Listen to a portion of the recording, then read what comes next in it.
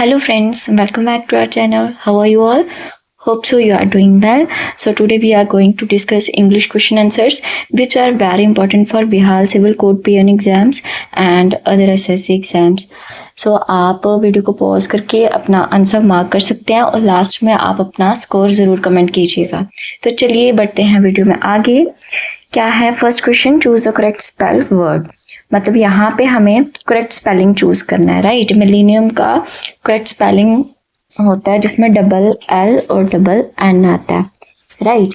तो यहाँ पे डबल एल और डबल एन हमें दिख रहा है ऑप्शन नंबर बी में, M I double L E double N I U M. So correct answer is the option number B. तो इसका मतलब होता है 1000 ईयर्स जब कंप्लीट हो जाते हैं, मतलब कि a period of 1000 years is known as millennium, right. Next चलिए, नेक्स्ट क्या है क्वेश्चन नंबर सेकेंड। यहाँ पे choose the correct spell word, यहाँ पे ऑप्शंस दे रखे हैं। ये स्पेलिंग है लिएजन का। लिएजन का मतलब होता है जब ग्रुप में बहुत सारे लोग आपस में काम कर रहे होते हैं एज ए ग्रुप, तो उन सभी के बीच में कनेक्शन या फिर कम्युनिकेशन रहना, संपर्क रहना, तो उसको बोलते हैं लिएजन। सो correct spelling of liaison is Liaison.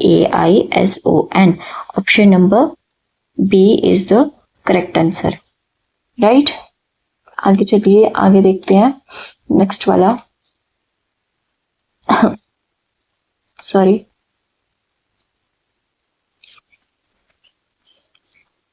Next है मिस्चीवियस। अब मिस्चीवियस क्या होता है? मिस्चीवियस का मतलब होता है कि बैड बिहेव करना, राइट। हम इसको बोल सकते हैं एक तरह से नटखट या फिर शरारती बोल सकते हैं हम इसको। So the correct spelling of mischievous is MISCHIEVOUS, which is in the correct option number A. तो option number A is the correct answer of question number third. Next देखिए, नेक्स्ट क्या है question number fourth. The judge acquitted him dash the murder charge. अब acquitted him मतलब कि किसी को दोष मुक्त करना, राइट। acquitted के साथ हमेशा हम ऑफ का यूज करते हैं जिसमें सिंगल एफ आ रहा है, OF, ऑफ, राइट। तो the correct answer of question number fourth is option number C. The judge acquitted him of the murder charges, right? आगे देखिए, नेक्स्ट क्या है? You must comply the rules of the examination. अब इसका मतलब होता है कि आपको मानना ही पड़ेगा, मतलब कि पालन करना। कंप्लाई का मतलब कि पालन करना। तो कंप्लाई के साथ हम हमेशा विद का यूज करते हैं। तो the correct answer of question number fifth is option number C. You must comply with the rules of the examination. Next है क्वेश्चन नंबर सिक्स। ये the jury dash divided in their opinions. अब यहाँ पे Yuri जो है, जब इसकी division हो जाती है, सो वहां पे हम यूज करते हैं this is the singular, right.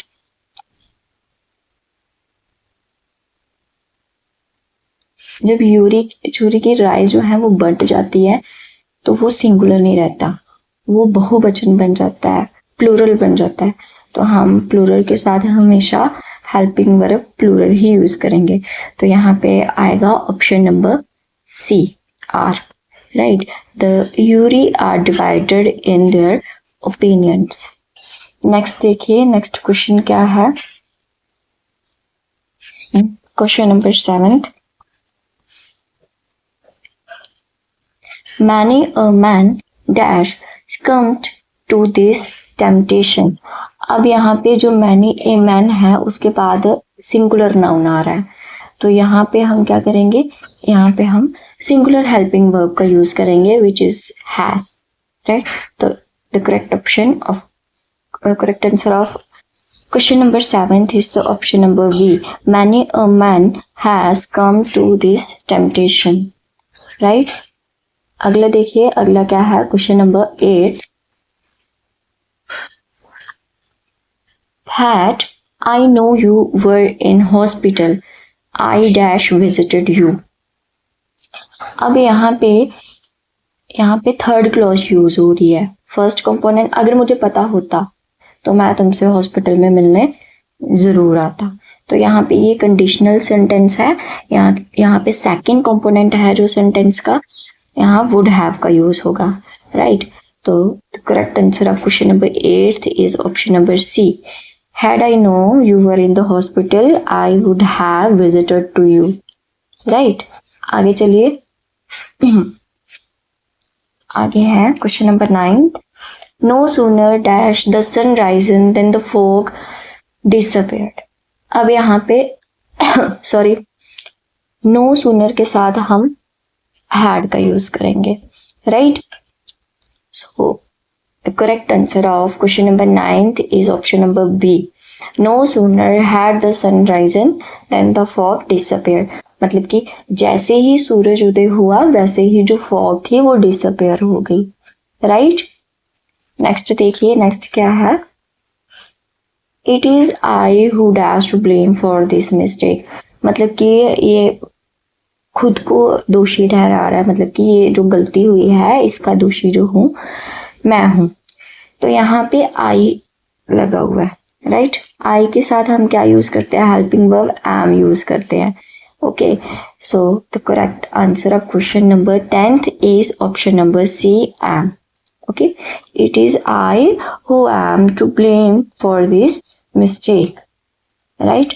I के साथ हमेशा हम एम का ही यूज करते हैं. आगे देखिए, क्वेश्चन नंबर 11 क्या है? Synonym of word fastidious. और फास्टिडियस का मतलब है कि जो बड़ी सावधानी से किया जाता है, with a very careful manner. Right. तो इसमें फर्स्ट वाला है केयरलेस, ऑप्शन ए, जो कि मतलब कि असावधानी से किया जाता है काम. सेकंड वाला है मैटिकुलस. मैटिकुलस का मतलब होता है जो बड़ा ध्यान से काम किया जाए, बड़ी ही सावधानी के साथ. तो फास्टिडियस का जो मीनिंग है उसका मतलब भी ध्यान से काम करने वाला, जहाँ बड़ी सावधानी से काम करने वाला. और मेटिकुलस का मतलब भी क्या है? सेम है. The correct answer of question number 11 is option number B, which is the meticulous. अब जैसे हंगरी है, मतलब कि भूख लगना, जो क्विक है, जल्दी करना, ये इसके मीनिंग है. राइट. आगे चलते हैं. Question number 12. हाँ, क्वेश्चन नंबर 12 में क्या है? हाँ, आपको वर्ड दे रखा है एफिमेरल. पॉपुलैरिटी है ना, ज्यादा देर तक नहीं रहेगी, शॉर्ट टर्म के लिए होती है, लॉन्ग लास्टिंग नहीं है ये. एफिमेरल का मतलब होता है कि जो बड़े कम समय के लिए चलता हो. राइट. उसके बाद है ऑप्शन नंबर ए, इटर्नल. मतलब जो अमर है, जो कभी खत्म ना हो, उसको बोलते हैं इटर्नल. तो ये ऑपोजिट हो गया. नेक्स्ट वाला है शॉर्ट लिव्ड. तो इसका आंसर सेम है. So the correct answer of this question is option number B, short lived. Next देखिए, नेक्स्ट क्या है? Antonym. Antonym of opaque. Antonym मतलब कि आपको विलोम शब्द बताना है इसका. राइट. ओपेक का मतलब होता है ऐसा सब्सटेंस जिसके आर पार हमें नहीं दिखता है ना, जिसके आर पार हमें कुछ भी क्लियर चीज नहीं दिखती है. ओके. और इसका ऑपोजिट डार्क, नो, हैवी भी नहीं हो सकता और क्लाउडी भी नहीं. इसका ऑपोजिट है ट्रांसपेरेंट. ट्रांसपेरेंट ऐसा मटेरियल होता है जिसके आर पार हमें दिख जाता है. तो correct answer of question number 13 is option number A, transparent. Okay. उसके बाद देखते हैं नेक्स्ट वाला क्या है. नेक्स्ट वाला है ऑप्शन, क्वेश्चन नंबर 14 है एंटोनिम ऑफ मिटिगेट. मिटिगेट का मतलब होता है रिड्यूस करना, कम करना, है ना. एंटोनिम मतलब हमें इसका विलोम शब्द बताना है, इसका उल्टा. रिड्यूस करना भी कम करना होता है, काम करना भी शांत करना, ये भी नहीं होगा, हील करना ये भी नहीं होगा। मिटिगेट का ऑपोजिट है एग्रावेट। एग्रावेट मतलब होता है कि जो चीज़ ऑलरेडी खराब हुई है उसको और ज़्यादा खराब कर देना, परिस्थितियों को बिगाड़ देना, उसको बोलते हैं एग्रावेट। तो the opposite word of mitigate is aggravate. The correct answer of question number 14 is option number C, aggravate. आगे चलिए, आगे है क्वेश्चन नंबर 15। हमें आइडम का मतलब बताना है। To read between the lines, इसका मतलब होता है कि जो शब्दों के बीच में जो छिपा हुआ मीनिंग है ना उसको समझ जाना। To understand the hidden meaning. Okay, इस आइटम का मीनिंग क्या है? To understand the hidden meaning, मतलब कि जो सॉरी जो लाइंस के बीच में छुपा हुआ मतलब है उसको जान जाना। Okay sorry. उसके बाद है अ डैम्प स्वीप। अ डैम्प स्वीप का मतलब क्या है? अ डिसअपॉइंटिंग रिजल्ट, मतलब आपकी जो एक्सपेक्टेशंस है वैसा आपको रिजल्ट मिलता नहीं है। कि आपकी जो एक्सपेक्टेशंस है उसका रिजल्ट आपको वैसा नहीं मिलता। So the correct answer of question number 16 is the option number B, which is the disappointing result. A damp squib का मतलब होता है अ डिसअपॉइंटिंग रिजल्ट, राइट। उसके बाद नेक्स्ट देखो, नेक्स्ट क्या है? One word substitution. One word substitution क्या है? A person who renounces his religious और पॉलिटिकल बिलीव्स, मतलब कि ऐसा पर्सन जिसने अपने रिलीजन को त्याग दिया हुआ है या फिर अपने पॉलिटिकल बिलीव्स को त्याग दिया। रिनाउंसेस होता है, वेट, रिनाउंसेस मतलब त्यागना, राइट। अब ऐसा पर्सन जिसने सब कुछ त्याग दिया हुआ है, अपने पॉलिटिकल बिलीव्स, अपने रिलीजियस बिलीव्स, गॉट इट। तो अथेइस्ट होता है ऐसा पर्सन जो भगवान पे ट्रस्ट नहीं करता है, उसको बोलते नास्तिक। नास्तिक पर्सन जो होता है ना उसको बोलते हैं अथेइस्ट। ओके, उसके बाद एपोस्टेट होता है सॉरी, एपोस्टेट होता है ऐसा पर्सन जिसने अपने रिलीजियस फेथ को त्याग दिया, मतलब हम उसको बोलते हैं धर्म त्यागी। असेटिक का मतलब होता है योगी मुनि, और ऑथेंटिक का मतलब होता है मतलब कि जो धर्म के मामले में, धर्म का बहुत बड़ा फैन हो, राइट। जो धर्म के मामले में बहुत ज्यादा जिज्ञासा हो जिसके मन में, उसको बोलते हैं फैंटिक। ओके, तो ऐसा पर्सन जिसने अपने रिलीजियस बिलीव्स को और पॉलिटिकल बिलीव्स को त्याग दिया है उसको बोलते हैं एपोस्टेट। तो option number B is the correct answer, right. Option number B, apostate. उसके बाद है क्वेश्चन नंबर 18, मतलब देखते हैं question number 18। A government by the wealthy. A government by the wealthy का मतलब होता है कि अमीर लोगों के द्वारा चलाए जाने वाली सरकार। तो इसका फर्स्ट ऑप्शन है डेमोक्रेसी। डेमोक्रेसी में आ जाएगा कि जो लोगों के द्वारा चलाई जाती है सरकार। ओके, उसके बाद ऑटोक्रेसी। ऑटोक्रेसी का मतलब होता है कि जो कोई एक पर्सन है उस सरकार को चलाता है, मतलब कि वन पर्सन जो है उसके हाथ में सारी पावर रहती है। उसके बाद है प्लूटोक्रेसी। प्लूटोक्रेसी का मतलब होता है कि जो सरकार होती है, गवर्नमेंट होती है, वो अमीर लोगों के द्वारा चलाई जाती है।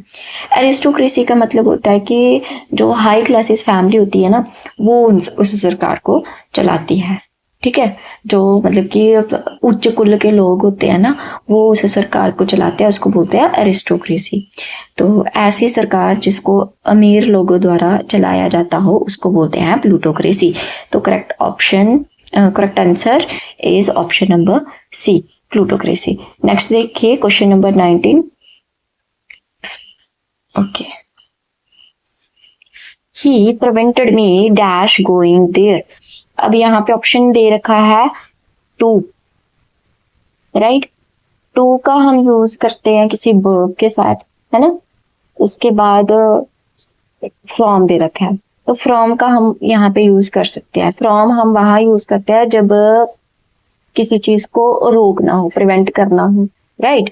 तो he prevented me from going there. तो correct answer is the option number B, from, right. उसके बाद है question number 20, I am looking forward to dash you soon. यहाँ पे लुकिंग फॉरवर्ड टू के बाद हम वर्ब की फर्स्ट फॉर्म उसके साथ आईएनजी का यूज करते हैं, right. I am looking forward to dash you soon. अब यहाँ पे I am looking forward to के बाद क्या यूज करेंगे, वर्ब की फर्स्ट फॉर्म यूज करेंगे, इसके साथ आईएनजी यूज करेंगे। तो ऑप्शन में आपको वर्ब की फर्स्ट फॉर्म आईएनजी दिख रहा है ऑप्शन नंबर बी में। तो correct answer of question number 20 is the option number B, right. I am looking forward to meeting you soon.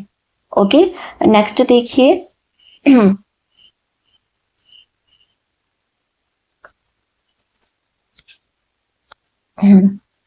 Next है he is dash heir to the throne. अब यहाँ पे हमें क्या लगाना है, यहाँ पे हमें आर्टिकल यूज करना है ना। अब देखो यहाँ पे आपको HIER स्पेलिंग दिख रहा है, यहाँ पे H तो साइलेंट है, तो ये आवाज किसकी दे रहा है, ईयर की, है ना। तो यहाँ पे वॉवल है, वॉवल की साउंड आ रही है। तो जहाँ पे भी वॉवल की साउंड हो वहां पे हम कौन सा आर्टिकल यूज करते हैं, an. So correct answer of question number 21 is the option number B, an. Got it. आगे चलिए, आगे है question number 22, the dash of Kashmir is very charming.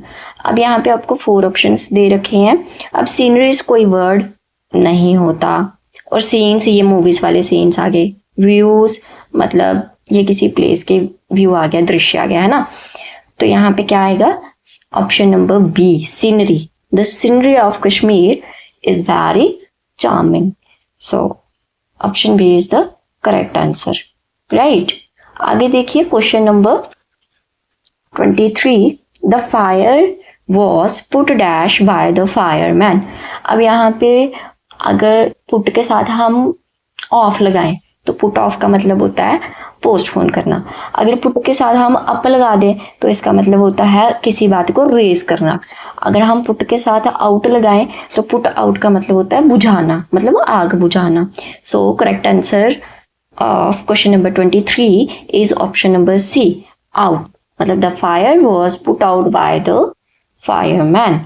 Okay, आगे देखिए क्वेश्चन नंबर 24। अब यहाँ पे हमें इस आइटम का मीनिंग बताना है, to flog a dead horse. इसका मीनिंग होता है कि बेकार कामों पे मेहनत करते रहना। So to revive an old memory, no this is not its answer. To flog dead horse का मीनिंग है to waste energy on a unalterable situation. So this is the correct meaning of this phrase. Option number B is the correct answer, right? आगे देखिए question number 25।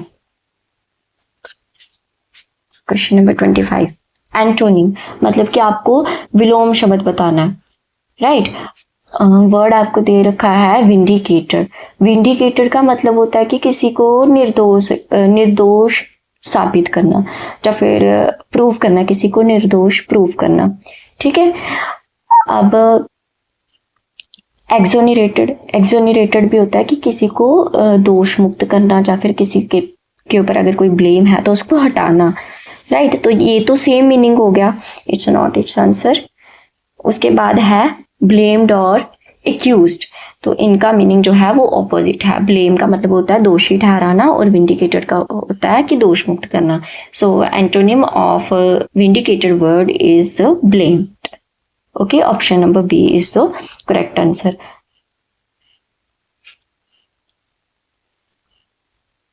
Next देखिए synonym. अब आपको यहाँ पे same meaning बताना है, ठीक है। ये अनेकार्थक शब्द है। ऑफ्यूस्केट मतलब इसका मतलब होता है कि कंफ्यूज करना, बातों में उलझाना, राइट। तो क्लैरिफाई का मतलब नो, ये इसका ऑपोजिट हो गया, कंफ्यूज, राइट। सो रिवील का मतलब भी होता है कि किसी चीज को, कोई सीक्रेट है तो उसको सामने रख देना, क्लियर कर देना। तो ये भी नहीं, क्लीन मतलब साफ, तो कंफ्यूज। ऑफ्यूस्केट का मतलब है बातों को उलझाना, और कंफ्यूज का मतलब भी सेम होता है, बातों को उलझाना, क्लियर ना करना। तो option number B is the correct answer. उसके बाद क्या है, he was exempted dash paying the income tax. अब एग्जेम्प्टेड का मतलब होता है मतलब किसी चीज से फ्री हो जाना, ठीक है। अगर कोई ऑब्लिगेशन है तो उससे फ्री हो जाना, तो एग्जेम्प्टेड के साथ हम हमेशा फ्रॉम का यूज करते हैं, exempted from paying the income tax, right. Question number 28 देखिए, although he worked very hard dash he failed the exam। अब although जो है, although के साथ हम but and इन सभी का यूज नहीं करते हैं। although के साथ हमने yet का यूज करना है, राइट। हम although के साथ हमेशा yet का यूज करते हैं। Got it. आगे चलिए, he is question number 29, he is as blind as a dash. मतलब ये एक फ्रेज है जिसका मतलब है he is as blind as a dash. यहाँ पे क्या आएगा? Correct answer is option number C, bat. He is as blind as a bat.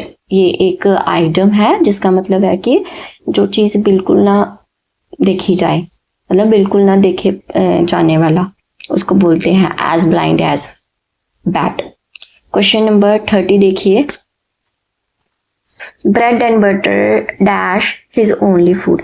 अब आप बोलोगे यहाँ पे दो चीजें हैं, एक ब्रेड है एक बटर है। नो, बट ये ब्रेड और बटर जो है ना, ये एक सिंगल चीज को रिप्रेजेंट कर रहे हैं, राइट। ब्रेड एंड बटर एक सिंगल फूड को रिप्रेजेंट कर रहे हैं, तो यहाँ पे हम क्या यूज करेंगे? सिंगुलर वर्ब का यूज करेंगे। तो यहाँ पे आएगा option number B, is bread and butter is his only food. So ये थे आज के क्वेश्चंस। अगर आपको वीडियो अच्छी लगी हो तो आप लाइक करें, अपने फ्रेंड्स के साथ शेयर करें। तो मिलते हैं नेक्स्ट वीडियो में। Bye bye, take care.